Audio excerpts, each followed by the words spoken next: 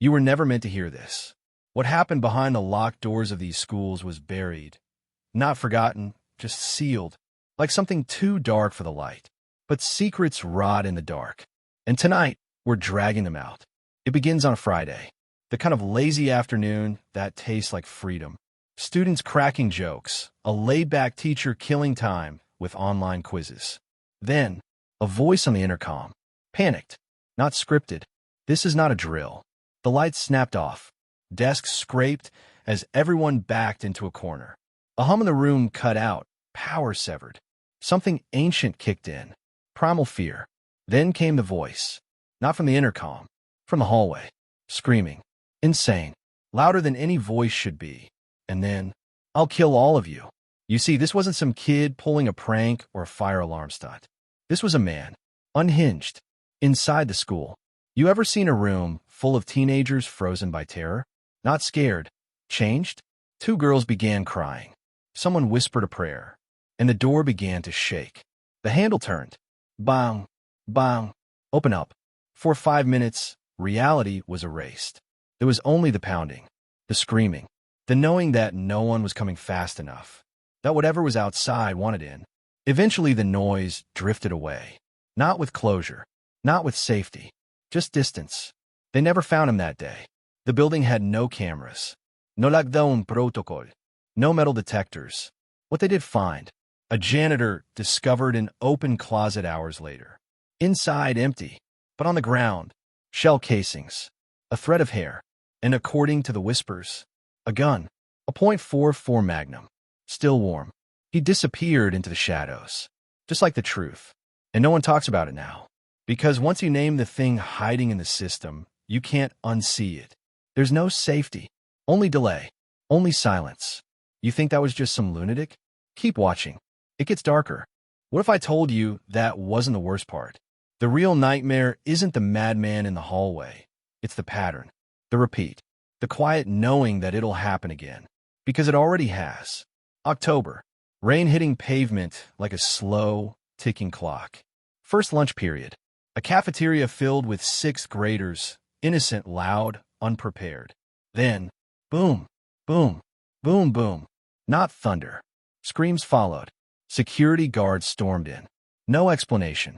Just move. Now, hundreds of kids herded like cattle into a multi-purpose room.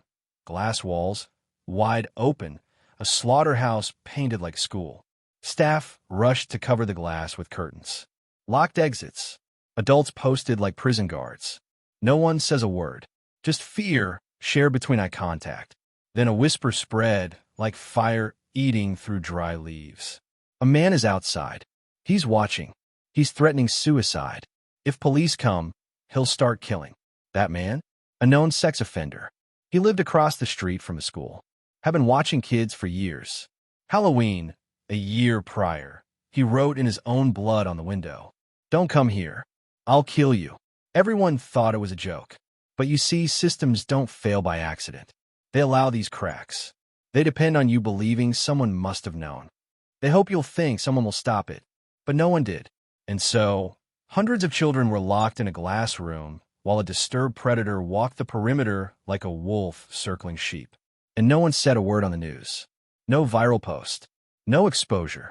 No justice. Because this system feeds on ignorance. These schools aren't just failing to protect. They're built not to. Security is theater. The budget goes to cameras after the crime. The locks come after the blood. And if you're feeling that shift inside, the deep unease like something and you just woke up, then pause for a moment and write this in the comments right now. RECUERDO QUIén SOY. Twice. Say it twice. Lock it in. You're not a spectator anymore. Be, because what's coming next is not a story. It's a blueprint. You ever wondered why basements feel cursed? Because they're where things are hidden. And in the basement of this high school, something was. 22 years old, just out of college, working as a tech intern in his old school. The office was nice. Too nice. No door. No lock. Just a mouth waiting to be entered. Lunch break. Quiet. Then a call. Lockdown. He kills the lights. Stays quiet. No idea what's happening upstairs. No calls allowed. Just the hum of darkness. Until The basement door opens. Creak. Footsteps. Heavy. Not rushed, deliberate. Someone was coming down. Not staff. Not a student. No voice calling out. No sound except breathing. He hides under the desk. The footsteps enter the room. They stop. And in the blackness, silence sharper than a scream. Then ding. A text on his phone. Footsteps move. Closer. Then a hand grabs him. A man in a red plaid shirt. Calm. Smiling. Says he's just another parent who was told to hide. But he asks something odd.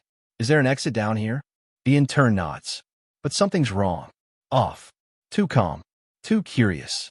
He checks the text. It's from his co-worker. Some guy with a gun shot Mr. Buckley. He's wearing a red shirt and hat. Whatever you do, don't come upstairs. It was him. He looked up, and the man knew. Both of them knew. At the same time, the intern ran. Gunshot. A metallic ping. Missed. He made it to the police. The man was caught at the exit. And Mr. Buckley survived, but never spoke of what caused the man to come for him. They buried it, just like they bury all the others. Because if the real reasons ever came out, you'd question everything you've ever been told about safety, protection, and authority. Let me ask you something. Why do they tell you the threat is always outside the school? Because the moment you realize it's already inside, the illusion collapses. Every one of these stories shows you a pattern of reaction, not prevention, of silence, not justice, of containment, not protection. Do you see it now? A mentally disturbed man roams hallways undetected. A sex offender watches children from across the street for years. A shooter walks through the basement of a school during lockdown. And in all three stories, the system failed forward. They don't want you to think. They want you calm, obedient, distracted, because an awake man is dangerous. Because if you connect these stories, if you feel the undercurrent pulling beneath them, you'll see the system is not broken. It's working as designed. It doesn't protect you. It tracks you. It labels you. It disciplines you into silence. Ever wonder why schools are structured like prisons?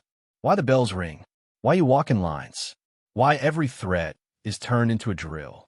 Why cameras were installed after the crimes? Because it's never been about safety. It's always been about control.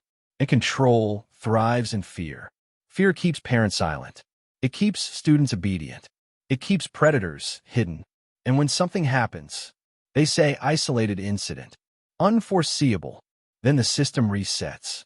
But you don't have to. You've now seen what most refuse to. Not just the events, but the patterns. The engineering of obedience through terror. You think these are just lockdown stories. They're test sites, real-world experiments in containment, silence, and fear. And who are the test subjects? Children. The most influenceable, the most programmable, the most vulnerable.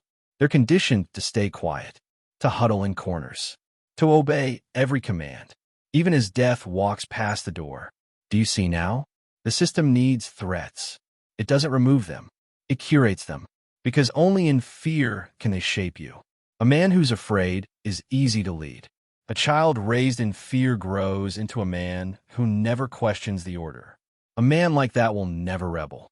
But a man who wakes up, who sees that the doors were never locked to keep danger out, but to keep him in, that man is free. You are not meant to be just another student hiding in the dark. You're the one who walks through it. And now you know, these aren't stories. They're warnings. And the question is, what will you do with this knowledge? Because once you've seen behind the curtain, there's no going back. And if your blood is cold, if your breath is shallow, that's the sound of truth settling into your bones. Welcome to the other side, where nothing is what it seems. And you were never just a student in the system. You were the target. Now comment below again. Recuerdo quien soy. Let the system know. You just woke up.